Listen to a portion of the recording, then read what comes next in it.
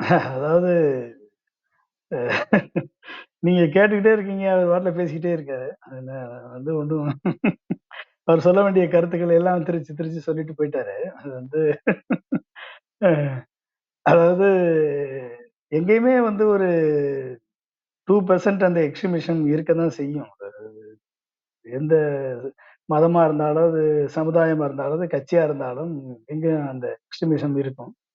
SDPI என்பதற்கு ஆதரவு இருக்கிறது. அந்த ஆதரவு வந்து ஒட்டுமொத்த இஸ்லாமியத்து மக்களிடம் இருக்கிறதா என்று கேட்டால், கண்டிப்பாக அது இருக்காது. அது வந்து அ இவர்களது இந்த கூட்டணி என்பது அ எப்படி ஓவைசிக்கு ஒரு பிளவை ஏற்படுத்தக்கூடிய ஒரு வாய்ப்பு கிடைக்கிறதோ, அது மாரி வந்து ஒரு சின்ன சின்ன ஒரு இம்ப்ளிகேஷன குடுக்கும். அது எடப்பாடிக்கு இப்ப தேவை. அவருக்கு இப்ப வந்து சிறுபான்மையினர் வாக்கு வங்கி இப்போதைக்கு அவருக்கு தேவைப்படுகிறது. எனவே அவர் கிறிஸ்தவ மக்கள் மத்தியிலும், இஸ்லாமிய மக்கள் மத்தியிலும் இருக்கக்கூடிய யாரெல்லாம் திமுகவோடு சேர முடியாமல் இருக்கிறார்களோ, அவர்களோடு ஒரு கூட்டணியை வைத்துக்கொண்டு அது ஒட்டுமொத்த சிறுபான்மையினரும் தங்கள் பக்கம் இருக்கிறார்கள் என்று காட்ட வேண்டும் என்பதற்கான ஒரு ஏற்பாடாகத்தான் நான் பார்க்கிறேன். இது வந்து அதிமுக அது எம்ஜிஆர் காலத்திலும் சரி, ஜெயலலிதா காலத்திலும் இருந்த கட்சி இப்ப எடப்பாடிட்ட இல்ல. ஏன்னா எடப்பாடியினுடைய கடந்த 4 1/2 ஆண்டு கால ஆட்சி, இது பல்வேறு வகையில பிஜேபியை காம்ப்ரமைஸ் பண்ணி, அந்த ஆட்சியை தக்க வைத்துக் கொள்ள வேண்டும் என்பதற்காக இவர்கள் சிஏஏ இருக்கட்டும், என்ஆர்சி ஆதரித்த கட்சி தான் இந்த அதிமுக. எனவே இன்றைக்கு அவர்கள் இந்த கிரெடிபிலிட்டி வந்து ஒரு கொஸ்டின் மார்க். இந்த கிரெடிபிலிட்டி என்ன அப்படின்னா, எடப்பாடிக்கு ஏற்கனவே ஒரு பெயர் இருக்கிறது. அதாவது யாரெல்லாம் அவரை நம்புகிறார்களோ, அவர்களுக்கெல்லாம் அவர் துரோகம் செய்வார் அரசியலிலே என்பது அவருக்கு இருக்கு கிரெடிபிலிட்டி. அது அவருடைய பிராண்ட் இமேஜ். அந்த பிராண்ட் இமேஜ் வந்து அத நீங்க ஈஸியா அ இஸ்லாமிய மக்கள் அ பொதுவான இஸ்லாமிய மக்கள் நம்ப மாட்டார்கள். எனவே அவருக்கு இன்னைக்கு இருக்கக்கூடிய தேவை, இன்னைக்கு எஸ்டிபிஐ வந்து மற்ற கட்சிகள் ஏற்றுக்கொள்ளவில்லை என்று சொன்னாலும், ஐ இந்தியன் யூனியன் முஸ்லீம் லீக் போன்ற மற்ற பிரிவினர்கள் அந்த நிலைப்பாட்டை ஏற்றுக்கொள்ளவில்லை என்று சொன்னாலும், எஸ்டிபிஐ போன்ற ஒரு தீவிர எண்ணம் கொண்ட, தீவிர சிந்தனை கொண்ட அந்த கட்சிகள், இளைஞர்கள் எஸ்டிபிஐ பக்கம் இருப்பார்கள். இஸ்லாமிய இளைஞர்கள் இருப்பதற்கு அந்த வாய்ப்பு இருக்கு. ஆனால் அது வந்து அந்த அந்த ஓட்டு சதவீதத்தை மாற்றுமா என்று சொன்னால், கண்டிப்பாக அது 2% தாக்கம் கூட அது ஏற்படுத்தாது. அதுதான் இன்றைய நான் பார்த்த வரையில இருக்கக்கூடிய பொலிட்டிக்கல் இம்பாக்ட். அப்ப அந்த பொலிட்டிக்கல் இம்பாக்ட் வந்து எடப்பாடியை எப்படி இஸ்லாமிய மக்கள் நம்புவார்கள்? எடப்பாடியை எப்படி கிறிஸ்தவ மக்கள் நம்புவார்கள்? நீங்க வந்து அ பதவியை தக்க வைத்துக் கொள்வதற்கு என்ன வேண்டுமென்றாலும் நீங்கள் செய்வீர்கள். அ மக்களுக்கு எந்த தீங்கு ஏற்படுத்தா எ வந்தாலும் அதையும் நீங்க வந்து உங்க பதவியை தக்க வைத்துக் கொள்வதற்கு ஏற்றுக்கொண்டு பிஜேபி பக்கம் நிற்பீர்கள். அ இப்பொழுது நீங்கள் இதனால் தான் தோற்றுவிட்டோம் என்ற எண்ணத்தின் வெளிப்பாடாக நீங்க வந்து இப்ப வேஷம் போடுகிறீர்கள் என்ற எண்ணம் தான் இன்றைக்கு பொதுவான இஸ்லாமிய மக்கள் மத்தியிலும், கிறிஸ்தவ மக்கள் மத்தியிலும் இருக்கும். எப்படி நீங்க வந்து பிஜேபி வந்து இஸ்லாமிய மக்கள், கிறிஸ்தவ மக்கள், சிறுபான்மையினர் மக்களை கேவலப்படுத்தினார்கள். எப்படி அவர்கள் வழிபாட்டு தலங்களின் மீது தாக்குதல் நடத்தினார்கள். எப்படி அவர்கள் வந்து கிறிஸ்தவ தேவாலயங்கள், சின்ன சின்ன தேவாலயங்களை எல்லாம் வந்து இந்த இந்து முன்னணி என்ற பெயரிலே சென்று அவர்கள் தாக்குதல் நடத்தி அவர்களது வழிபாட்டு உரிமையை கெடுத்தார்கள். வழிபாட்டு உரிமைக்கு அச்சுறுத்தலாக இருந்தார்கள் என்ற நிலைப்பாடெல்லாம் வந்து இந்த சிறுபான்மை மக்கள் பார்த்துதான் இன்றைக்கு அவர்கள் திமுக கூட்டணியை ஆதரிக்கிறார்கள். அப்ப அத வந்து அந்த கான்பிடன்ஸ் எப்படி பண்ணுவீங்க? எப்படி எடப்பாடி பில்ட் பண்ணுவார்? ஏன்னா 4 1/2 வருட காலம் அவரது ஆட்சியிலே இந்த இந்த சாரி 4 1/2 வருட ஆட்சியிலே வந்து இப்படிப்பட்ட பல்வேறு சம்பவங்கள் நடந்திருக்கிறது. அப்ப நீங்க சவுத்துல எல்லாம் நீங்க போனீங்க அப்படின்னா, கிறிஸ்தவ தேவாலயங்கள அவர்கள் எந்த அளவிற்கு இடைஞ்சல் செய்தார்கள் என்பதற்கு பல்வேறு வீடியோக்கள் சாட்சியாக இன்னைக்கும் இருக்கிறது. அதே மாதிரி இஸ்லாமிய மக்களுக்கு அவர்கள் ஏற்படுத்திய அந்த அந்த வெறுப்புணர்வு, அந்த ஒரு ஒரு பகை உணர்வு, இன்றைக்கும் அவர்கள் ஏற்படுத்திக் கொண்டிருக்கக்கூடிய அந்த இஸ்லாமிய மக்கள் மீது ஏற்படுத்திக் கொண்டிருக்கக்கூடிய அவர்கள் தீவிரவாதிகள் என்று முத்திரை குத்தக்கூடிய செயல்பாடுகளை அண்ணாமலை முன்னெடுத்தார். நம்ம அந்த ஒரு சின்ன குண்டுவெடிப்பு, சிலிண்டர் குண்டுவெடிப்பு சம்பவத்திலே நம்ம பார்த்தோம். அப்ப இந்த அளவிற்கு ஒரு இஸ்லாமிய மக்களை ஒரு ஸ்டீரியோ டைப்பிங் பண்றது, அதாவது கிறிஸ்தவ மக்களை ஒரு ஸ்டீரியோ டைப்பிங், பாவாடை என்று இகழ்ந்து கூறுவது, அவர்களது வழிபாட்டு உரிமையை மறுத்து அவர்களுக்கு த்ரெட்டன் பண்ணுவது, இப்படியெல்லாம் பண்ணிவிட்டு இன்றைக்கு எஸ்டிபிஐயோட கூட்டணி வைத்தால் நம்ம ஒட்டுமொத்த இஸ்லாமிய மக்களது வாக்கும் நமக்குத்தான் என்று எந்த வகையில் அதிமுக கிளைம் பண்ணுகிறது என்று எனக்கு தெரியவில்லை.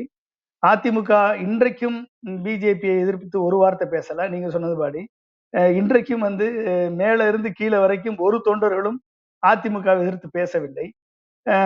சாரி, பிஜேபி எதிர்த்து பேசல, மோடி எதிர்த்து பேசல. இன்றைக்கும் அவர்கள் அதற்கு ஜால்ரா போட்டுட்டு தான் இருக்காங்க. கூட்டணி வைக்க மாட்டோம் என்று சொல்லிவிட்டு இவர்கள் கூட்டணி வைத்தால் என்ன, வைக்காவிட்டால் என்ன? அதனால் ஒரு 3% வாக்கு அண்ணாமலை இருக்கும் வரை, அண்ணாமலை தான் பிரச்சனைன்றதே எல்லாத்துக்கும் தெரியும். பிஜேபி பிரச்சனை அல்ல இவர்களுக்கு, மோடி பிரச்சனை அல்ல இவர்களுக்கு, அமித்ஷா பிரச்சனை அல்ல இவர்களுக்கு, அண்ணாமலை தான் பிரச்சனை. ஆனால் ஒட்டுமொத்த இந்தியாவுக்கும் பிரச்சனை மோடியும் அமித்ஷாவும் பிஜேபியும் தான், அண்ணாமலை அல்ல. அண்ணாமலை என்பது ஒரு துருப்பு சீட்டு. இன்னைக்கு அண்ணாமலை இருப்பார், நாளைக்கு அண்ணாமலையை தூக்கி எறிந்து விட்டு வேற ஆள போடுவாங்க. அதனால அண்ணாமலை என்பது ஒரு திருப்பு சீட்டு. ஆனா அண்ணாமலை என்பது கொங்கு பகுதியில ஒரே ஜாதியை சேர்ந்தவள் என்பதால் அது எடப்பாடிக்கு ஒரு பிரச்சனை, எடப்பாடிக்கு ஒரு இடைஞ்சல் என்றுதான் அவர்கள் கருதுகிறார்களே ஒழிய இது இந்த எலெக்ஷனுக்காக எடப்பாடி செய்யக்கூடிய நாடகம் என்பது வெளிப்படையான உண்மை. எனவே இவர்கள் ஒருவேளை அதிமுகவிற்கு ஒட்டுமொத்த இஸ்லாமிய மக்களும் ஒட்டுமொத்த கிறிஸ்தவ மக்களும் இணைந்து வாக்களித்தால் நாங்கள் இவர் எடப்பாடி ஓப்பனாக டிக்ளேர் பண்ண தயாரா? அதாவது ஒருவேளை நாளைக்கு எங்களுக்கு ஒரு 10 எம்எல்ஏ 10 எம்பிக்கள் கிடைத்தால், 10 எம்பிக்கள் கிடைத்து ஒருவேளை இந்த 10 எம்பிக்கள் ஷார்டேஜ் பிஜேபிக்கு ஏற்படுகிறது. அப்ப அந்த 10 எம்பிக்கள் ஷார்டேஜ் ஃபில்அப் பண்ணா தான் நரேந்திர மோடி மீண்டும் பிரதமராக வர முடியும் என்ற சூழல் ஏற்படும் பொழுது அந்த 10 எம்பிக்கள் எங்களுக்கு கிடைத்தால் நாங்கள் கண்டிப்பாக பிரதமராக மோடியையோ பிஜேபியோ ஆதரிக்க மாட்டோம் என்று இவர்கள் எழுதி கொடுக்க தயாரா? இஸ்லாமிய மக்களுக்கு, எஸ்டிபிஐக்கு எழுதி கொடுப்பாரா சார்?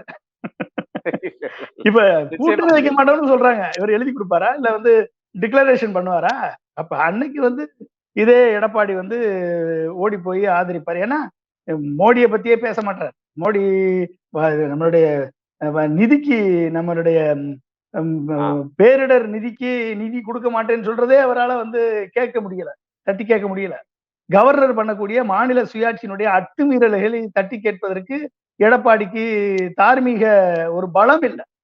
அப்ப இதெல்லாம் அதாவது மாநில சுயாட்சியை எதிர்க்கக்கூடிய தார்மீக பலம் இல்லாத எடப்பாடி, ஒரு பேரிடருக்கு நிதி வழங்காத மத்திய அரசை தட்டி கேட்க ஒரு பலம் இல்லாத எடப்பாடி எப்படி தமிழக மக்களுக்கான உரிமைகளை நீட்டை எதிர்த்து நிற்கக்கூடிய பலம் இல்லாத ஒரு எடப்பாடி, அந்த நீட்டு பில்லே இருக்கா இல்லையா, குப்பைக்கு போயிடுச்சா என்று கூட தெரிய முடியாத அளவில் ஆட்சி நடத்திய எடப்பாடி எப்படி இவர்கள் இந்த மண்குதிரையை நம்பி ஆற்றில் இறங்குவார்கள் இஸ்லாமிய மக்கள்? அப்ப இதெல்லாம் ஒரு திருப்திக்காக நம்ம இங்க கூட கிறிஸ்தவ கூட்டமைப்பு இருக்கிறது, இஸ்லாமிய எஸ்டிபிஐ இருக்கிறது, நாங்கள் தான் நம்பிக்கையை பெற்றவர்கள் என்று இவர்கள் சொல்லிக் கொள்ளலாம் வழிய இது கதைக்கு உதவாது, கண்டிப்பாக கதைக்கு உதவாது. தங்குமணியும் எல்லாம் கவனமாக இருந்தால் அவர்களுக்கு நல்லது. நல்லது. அதாவது சார் நீங்க தெளிவா சொன்னீங்க. அதாவது அவங்களுடைய மேஜர் டிசைனே அதிமுக பிஜேபியினுடைய பிளவுனுடைய மேஜர் டிசைனே, ஒரு பக்கம் மோடியும் அமித்ஷாவும் எடப்பாடி கிட்ட பேசிட்டு இருக்காங்க, கூப்பிடுறாங்க, பேசுறாங்க. ஒரு பக்கம் அண்ணாமலையை தூண்டி விட்டு தப்பா பேச வைக்கிறாங்க. இப்ப இதெல்லாம் ஒரு டிசைன் தானே, இதெல்லாம் ஒரு பிளான் தானே, மேஜர் டிசைனுடைய பிளான். இப்ப 2 பேரும் சேர்ந்திருந்தா அது பிஜேபி ஏடிஎம்கே கூட ஓட்டு விழுகாது, திமுக பெருவாரியான வாக்குகள் வித்தியாசத்தில் ஜெயிச்சிரும். அப்ப இதை ரொம்ப பிரிச்சாதான், இது பிரிச்சு எடப்பாடி கண்டிப்பா பிஜேபி நம்பி சிறுபான்மையினர் போக மாட்டாங்க.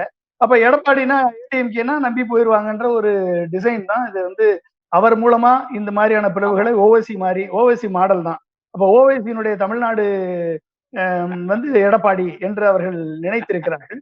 எனவே அதற்கு வந்து எஸ்டிபிஐ போன்ற கட்சிகளுமே பலியாகி இருக்கிறது தான் நான் நினைக்கிறேன். எஸ்டிபிஐ ஒரு தீவிர சிந்தனைகள் கொண்ட உள்ளம் கொண்டவர்கள் எப்படி வந்து எடப்பாடியோட ஜாயின் பண்ணுவாங்க. அப்ப எஸ்டிபிஐ வந்து இதற்கு பலியாகி இருக்கிறார்கள் என்றுதான் நான் நினைக்கிறேன். எஸ்டிபிஐ வந்து ஒரு தீவிர எண்ணம் கொண்டவர்களா இருந்தால் ஓபிசி மாதிரியான ஒரு ஹெல்ப்பை வந்து கண்டிப்பாக வந்து இன்னைக்கு தமிழ்நாட்டுல பிஜேபிக்கு ஆதரவாக அவர்கள் செய்திருக்க மாட்டார்கள். அவர்கள் செய்தது அவர்களுக்கு எதிராக அந்த இஸ்லாமிய சமுதாயத்திற்கு எதிராகத்தான் அது சென்று முடியும் என்பதாகத்தான் நான் நினைக்கிறேன். கண்டிப்பாக மக்கள் விழிப்புணர்வு பெற்று விட்டார்கள். நீங்க பாருங்க, ஒட்டுமொத்தமா கர்நாடகாவில் ஜனதாதள் நம்ம ஒரு தேவகவுடா கட்சிக்கு இஸ்லாமியர்கள் அதிகமாக நம்பி வாக்களித்தார். ஆனா இந்த தேர்தலில் என்ன நடந்துச்சு? இவர் வந்து ஒரு ஸ்பிளிட்டிங் போர்ஸ், இதனால வந்து எந்த விதமான பிரயோஜனம் இருக்காது என்று முடிவெடுத்து ஒட்டுமொத்தமான இஸ்லாமிய மக்களும் அந்த ஒரு டிசிஷன் எடுத்தாங்க பாருங்களேன். அது முக்கியமான ஒரு முடிவு. அப்ப சின்ன சின்ன ஆர்கனைசேஷன், ஒரு நேம்ஸுக்காக இருக்கக்கூடிய ஆர்கனைசேஷன் எல்லாம் நம்ம ஆதரித்து விட்டு கடைசியில் நம்மளுடைய ஒட்டுமொத்த இஸ்லாமிய மக்களுக்கு அந்த இடைஞ்சலாக அது போய் முடிகிறது என்ற முடிவெடுத்து அவர்கள் ஒட்டுமொத்தமாக காங்கிரஸ் பின்னாளில் நின்றார்கள் என்பதுதான் நிச்சயம். இவர் சொல்ற மாதிரி காங்கிரஸ் வந்து 60 ஆண்டுகளுக்கு முன்பு இருந்த காங்கிரஸ் வேற, ராகுல் காந்தியுடைய பாரத் ஜோடோ யாத்திரைக்கு பின்னால ஏற்பட்ட காங்கிரஸ் வேற. கம்ப்ளீட்டா it is changed Congress. So அப்ப வந்து இவர்கள் சொல்லக்கூடிய இந்த ஈவென்ட் மேனேஜ்மெண்ட் கம்பெனி தான். நீங்க சொன்ன மாதிரி பிஜேபி வந்து ஒரு ஈவென்ட் மேனேஜ்மெண்ட் கம்பெனி தான்.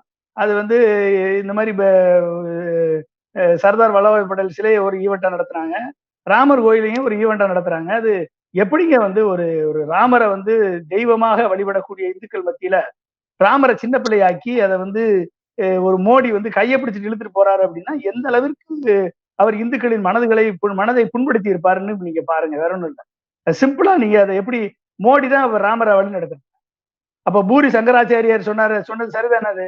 பூரி சங்கராச்சாரியார் இவங்களை ஏதாவது கேள்வி கேட்க முடியுமா? மோடி வந்து ராமர் சிலையை பிரதிஷ்டை பண்ணுவாரு, நாங்க பக்கத்துல கை தட்டணுமான்னு கேட்டாரா இல்லையா? அப்ப அதுக்கு என்ன பதில்? இவர்களது வந்து மால்தீவ்ஸுக்கு அகைன்ஸ்டா நான் வந்து லக்ஷதீப் நாங்க டெவலப் பண்றோம், அவர்கள் தவறாக பேசிவிட்டார்கள் என்ற ஒரு போட்டோ எல்லாம் ஷூட் எல்லாம் போட்டாரு. சரி, சைனா வந்து இத்தனை ஆக்கிரமிப்பு பண்ணிருக்கேன்னு இப்ப 2-3 நாளா சுப்பிரமணிய சாமி ட்வீட் மேல ட்வீட் போட்டுட்டே இருக்காரு. என்ன பதில்? ஏன் பதில் சொல்ல மாட்டீங்க? ஏன் மோடியால சுப்பிரமணிய சாமியை கண்ட்ரோல் பண்ண முடியாது, நம்ம அண்ணாமலையால எஸ்சி சேருக்கு பதில் சொல்ல முடியாது. அதான் அவங்க என்ன பண்ண முடியும்? என்ன இவங்களால? அப்ப ஒரு இந்தியாவே ஆளக்கூடிய மோடியால சொந்த கட்சி எம்பி பதில் சொல்ல முடியலையே. சொந்த கட்சி எம்பி சுப்பிரமணிய சாமி கேட்கிற கேள்விக்கு பதில் ஏன் சொல்ல முடியல மோடியால? மற்ற எதிர்கட்சி கூட விட்டுருங்க, இப்ப நம்மள மாதிரி ஜேர்னலிஸ்ட், உங்களை மாதிரி ஜேர்னலிஸ்ட கூட விட்டுருங்க. நீங்க சொந்த கட்சி எம்பி கேட்கிற கேள்விக்கு பதில் சொல்ல முடியலையே. நீங்க சொல்லுங்க. அப்ப லக்ஷதீப்ல இது மால்தீவ்ஸ்ல காமிக்கூடிய வீரத்தை நீங்க வந்து சிறுபான்மையினர் இஸ்லாமிய மக்கள் மேல காமிக்கிற வீரத்தை ஒட்டுமொத்த இந்தியாவை டெவலப் பண்றதுல நீங்க காமிச்சிருந்தீங்க அப்படின்னா, அந்த இந்தியாவை ஒரு பொருளாதார வல்லரசாக உருவாக்கி இருந்தீங்க அப்படின்னா, இன்னைக்கு பெர் கேபிட்டா இன்கம் 98,000 ரூபாய் இந்தியாவுடைய பெர் கேபிட்டா இன்கம். தமிழ்நாடுடைய பெர் கேபிட்டா இன்கம் 2,73,000 ரூபாய். அப்ப நீங்க இவ்வளவு இந்தியாவை டெவலப் பண்ணிருந்தீங்கன்னா ஏன் பெர் கேபிட்டா இன்கம் கூடல? ஏன் அதனுடைய ரெஃப்ளெக்ஷன் வரல? சொல்லுங்க பாப்போம். அப்ப இதெல்லாம் வந்து ஒரு ஒரு இதெல்லாம் மக்களுக்கு, சாதாரண மக்களுக்கு புரிய வேண்டும். சாதாரண மக்கள் வந்து இன்னமும் இந்த இன்றைக்கு ஏகப்பட்ட விழிப்புணர்வு வட மாநிலங்கள்ல ஏற்பட்டிருக்கிறது. பல்வேறு இளைஞர்கள் இன்றைக்கு வீடியோக்கள் மூலமாக தங்களது கோபத்தை, ஆத்திரத்தை வெளிப்படுத்திக் கொண்டிருக்கிறார்கள். இவிஎம்க்கு அகைன்ஸ்டாக இன்றைக்கு ஒட்டுமொத்த இந்தியாவும் எழுந்து நிற்கிறது. இதெல்லாம் வந்து ஒரு மாற்றத்திற்கான ஒரு வழியாகத்தான் நான் பார்க்கிறேன். இதெல்லாம் இந்த ஈவென்ட் மேனேஜ்மெண்ட் நடத்தி இந்த ராமருக்கு கோவிலை எழுப்பி, அதுவும் முடிக்காத கோவிலுக்கு கும்பாபிஷேகம் தேர்தலுக்காக நடத்தினால் அதனால் ஏற்படக்கூடிய விளைவுகள், எப்படிப்பட்ட விளைவுகள் ஏற்படும் என்று நமக்கு தெரியாது. அது கற்றறிந்த சாஸ்திர வல்லுநர்கள் தான் சொல்லணும்.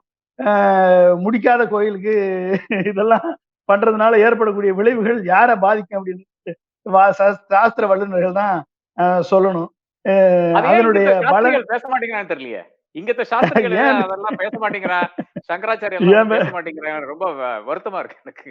இல்ல அது அது வந்து அதனுடைய விளைவுகள் ரொம்ப ஒரு எதிர்பார்க்காத விளைவுகளா இருந்தா அதை ஏன் சொல்லணும் வெளியே? அது தானா நடக்கும்போது நடக்கட்டும்னு விட்டுருப்பாங்க. அது எதுக்கு சொல்லணும்னு.